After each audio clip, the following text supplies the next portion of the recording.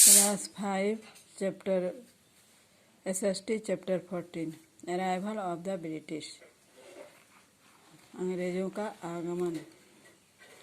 दी story begins पहले की कहानी शुरुआत की कहानी है। India's story is one of the grand epic of the world history. विश्व के इतिहास का सबसे महान भारत का एक महान काव्य ग्रंथ है, ग्रंथों में एक है। Before the arrival of the British India was known as the golden bird. अंग्रेज के आने के पहले से हमारे देश एक गोल्डन बर्ड के नाम से जाना जाता था, सोने की चिड़िया के नाम से जाना जाता था। India has always been famous for its richness in spicy textile and pearls. Bharat हमेशा से मसाले, कपड़े और मोतियों के लिए धनी माना गया। ए फ्यू सेंचुरी एगो, कुछ वर्ष पहले, India was under the rule of the British. कुछ शताब्दी पहले भारत अंग्रेजों के अधीन था, अंग्रेजी शासन के अधीन था।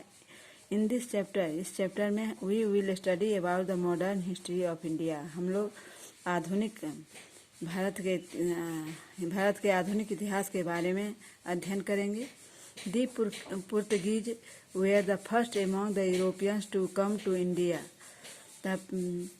सबसे पहले हमारे देश में यूरोप से पुर्तगीज आए थे।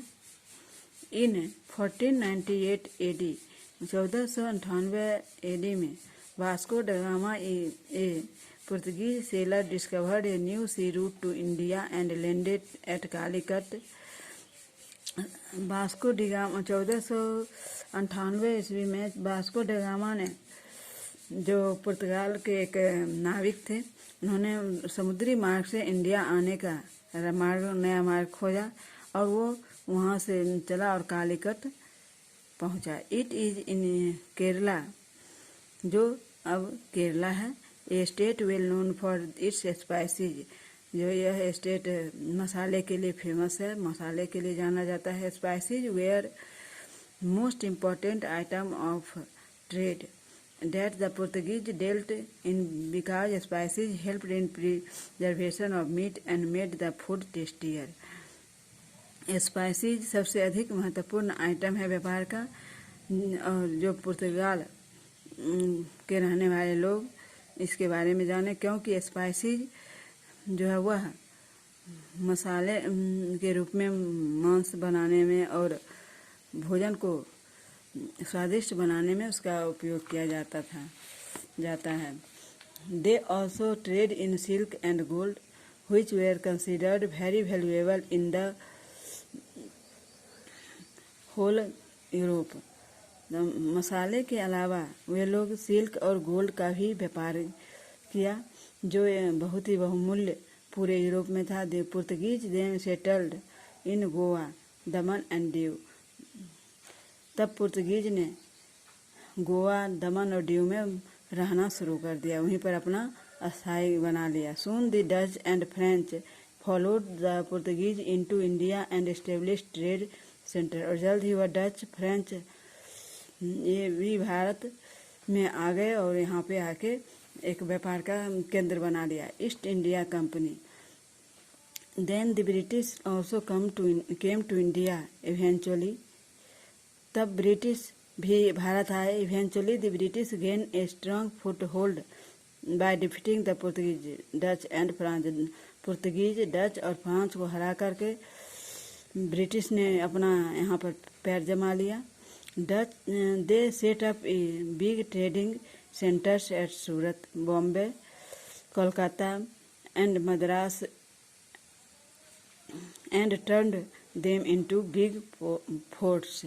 वे यहाँ पे अपना व्यापारिक केंद्र बना लिया, सूरत, मुंबई, कोलकाता, मद्रास, और धीरे धीरे वहाँ पर एक बड़ा किला भी बना लिया। They also set up a factory at Masulipatnam और मौसलीपट्टनम में वे एक कारखाना स्थापित किया। The company trade prove to be very successful, और यह कंपनी जो व्यापारिक कंपनी था वह यहाँ पे आके बहुत सफलता प्राप्त की। The English east India company expanded itself and their influence became political. English east India company जो यहाँ आके खुद राजनीतिक तौर पर भी और आर्थिक रूप से भी वहाँ बहुत ही विस्तार हो गया, विस्तृत रूप से यहाँ फैलते चला गया। आज इतना ही, फिर अगले क्लास में।